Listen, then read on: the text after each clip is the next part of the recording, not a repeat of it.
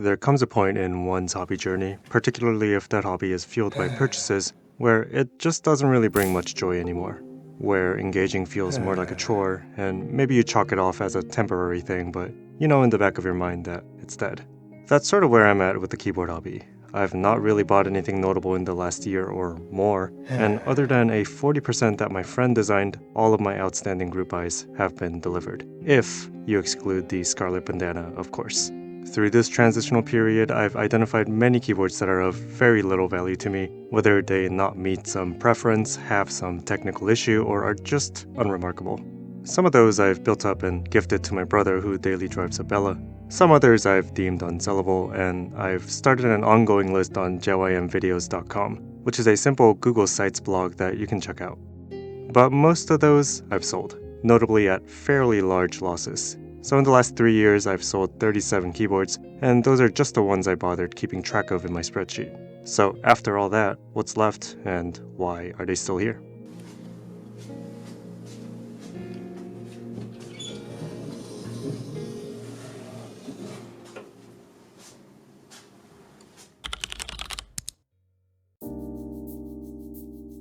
First up is the trusty Happy Hacking Keyboard Professional 2. Throughout the years, a dozen distinct HHKBs must have worked their way through my possession, and when I got this for about $40 in a freak eBay deal, I just took it as a sign to keep it.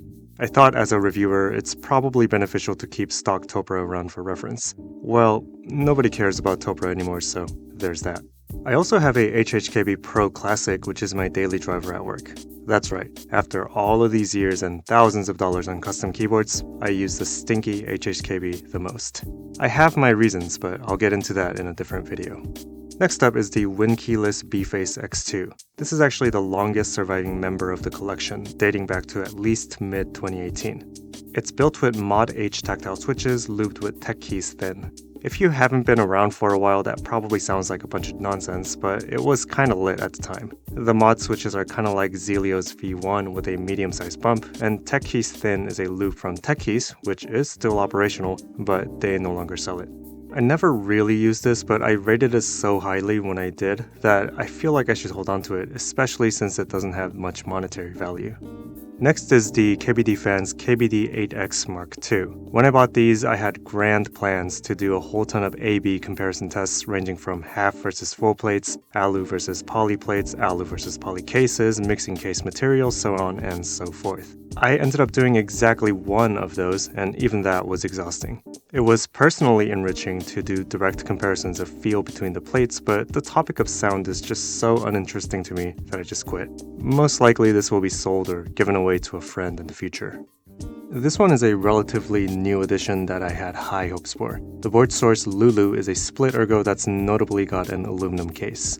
I've always been interested in split keyboards, but not so much that I was willing to put up with FR4 sandwiches. You can see what I was going for when I ordered the disastrous Unigo 66, and again, this. The Lulu is definitely an improvement over the Unigo, but there are some subtle things about it that annoy me. Like how LEDs don't seem to turn off when the computer goes to sleep, or how when used on a Chromebook it doesn't work when waking from sleep, or how it's detected as a mass storage device.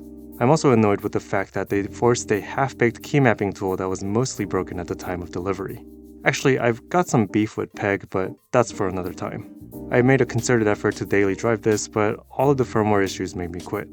All of the nice and wasteful packaging made it look like a fully developed product, but it's just another janky enthusiast project.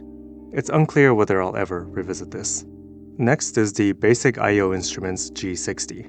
This is modeled after old-school Cherry G80 boards, except made with aluminum. I was really excited about this when it was delivered, and I built it up with Mod H switches expecting it to be my daily driver, but the switches ended up chattering. Really, to no fault of the keyboard, I couldn't get over the ligma around fixing it, so it's just been sitting dormant for a while. I'll definitely get back to this and solder up a battery to make it wireless, but I can't really think of a timeline. Bloop 65 designed by Quub is a blockered 65% that I've polished. I only did that because I didn't like how saturated the original blue color looked. But the polishing job is so poor that it just feels like an incomplete project. Looking at it just reminds me of how much of a pain in the neck polishing was, all for a mediocre outcome. The brush bottom looks alright though, so maybe if I can work up the willpower to refinish the entire board that way, I'll get back to this. The plateless typing experience should be agreeable, so it's got potential. The Heinebusch HBCP is probably the cloudiest board I own, and I've used it on and off after building it with looped Duroc T1s. It's top mounting a brass plate, so you can imagine linears feel like absolute garbage on it. The big bump on the T1 kind of hides the bottom out, and I suspect heavier springs that prevent me from bottoming out would also help. I haven't really worked up the energy to try that though. Fun fact, I've miraculously shocked through the plastic case and blew out most of the underglow LEDs. GG. Like the G60, the Jur 80 mimics the Cherry G80 boards except even more closely. I currently have it with the optional blocker to enable indicator lights above the nav cluster. It's large and heavy, making it exceptionally unwieldy on a desk. I've currently got it built with TTC bluish white switches with CRP tulip, but it doesn't get much time on the desk.